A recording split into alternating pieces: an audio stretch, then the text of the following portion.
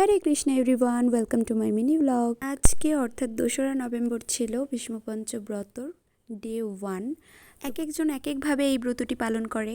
কেউ কেউ এক সিদ্ধ খেয়ে থাকে, কেউ কেউ ফলাহার করে। আজকে অর্থাৎ 2রা নভেম্বর যেহেতু উত্থান একাদশী ছিল, তো একাদশীর জন্য একদিন চলেই গেল।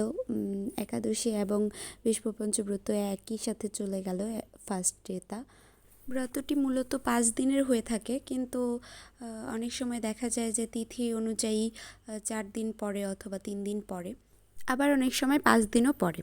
সে যাই হোক, আজকে আমাদের দুপুরবেলার প্রসাদে ছিল বাদাম ভাজা, সেদ্ধ, কলা, বাকুইট আর জল। আর এটা হচ্ছে ডাবের জল। আমরা দুপুরের প্রসাদ পেয়েই চলে গিয়েছিলাম গঙ্গা স্নান করতে। আর এই ব্রত সম্পন্ন করার জন্য কিন্তু অবশ্যই এই ব্রতের 5 দিনই গঙ্গায় তর্পণ করতে হয়। যারা যারা গঙ্গা স্নান করে গঙ্গায় তর্পণ করতে পারবেন না, তারা নিজেদের কাছে যে জলাশয় থাকবে তাতেই তর্পণ করতে পারবেন। গঙ্গা মাতার মন্দির কাছে হয়, আমরা গঙ্গা মাতার দর্শন সেরে প্রদীপ দিয়ে আরতি করেছিলাম। এরপর ঘরে এসে ভগবান দামোদরের শ্রীচরণ কমলে একটি করে পদ্ম নিবেদন করেছিলাম আমরা। আর আজকে নিয়ম আছে ভীষ্মপঞ্চের ব্রতের প্রথম দিনেই ভগবানকে শ্রীচরণ কমলে পদ্ম নিবেদন করতে হয়।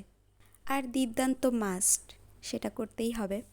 তো thanks for watching and Hari ball.